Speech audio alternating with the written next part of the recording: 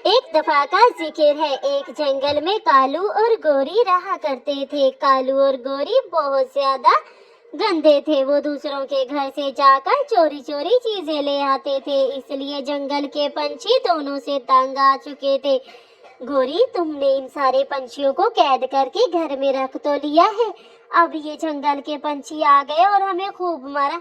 बस करो, रह कौन गया है जंगल में? वो चील और उसके खानदान वाले, वो तो इनको छुड़ाने नहीं आएंगे। बाकी कौन रह गया है? वो टीनी रह गई है, वो कौन सा आएगी? उस चिड़िया में हिम्मत है कि हमसे सामना करेगी? छोड़ो, हमें क्या, इनको भी तो सबक मिले कि जब भी चोरी करते हैं आ जाते हैं लड़ने के लिए और हम दोनों को फेंटियां लगाते हैं। बस मैंने सोच लिया है, अब मैं आपके लिए खाना बना रही हूँ, चिकन कोरमा। शाम को आप आते हो तो चिकन कोरमा ही खाते हो। चलो गोरी, इनको भी दे दो। ऐसे ही टीना चिड़िया उसी जंगल में रहती थी।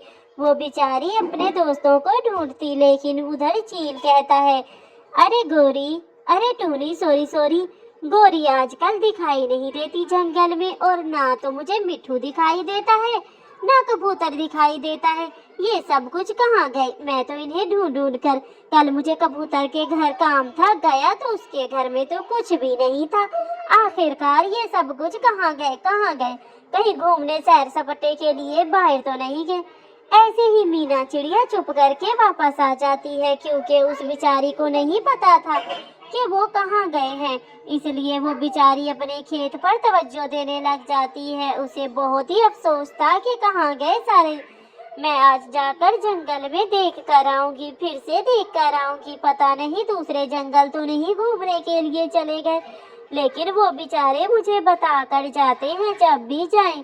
ऐसे ही मीना चिड़िया का घर बहुत पुराना था, जैसे कैसे वो गुजारा कर रही थी, इसलिए अपने आप पर इतनी तवज्जो देती और अपने खेत पर तवज्जो देती ताकि वो खेत बहुत अच्छे से संभाल सकती। मीना, अभी जल्दी चाय बना लेती हूँ, फिर मैं पी लूंगी। आज चाय बड़ा मन कर रहा है मेरे चाय पीने को। ऐसे ही मीना चिड़िया अपना घर बनाती है और उस जंगल में तूफान आ जाता है।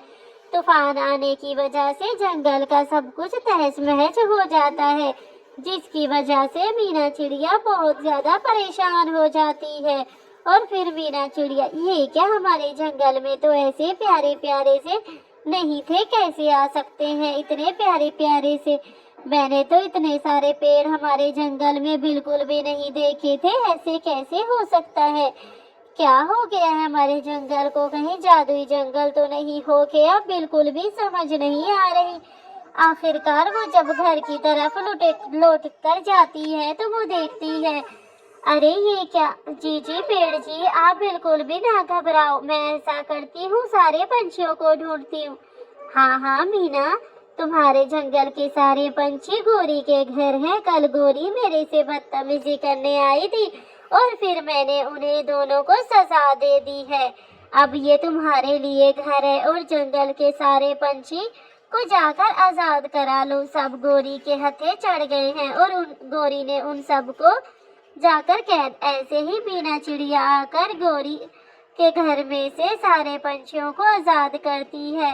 मैं आजाद कर दूंगी पंछियों, तुम लोग बिल्कुल भी ना घबराओ। अब गोरी तुम लोगों के साथ ये सब कुछ नहीं कर सकती। ऐसे ही जंगल के पंछी आजाद हो जाते हैं और बहुत खुश हो जाते हैं।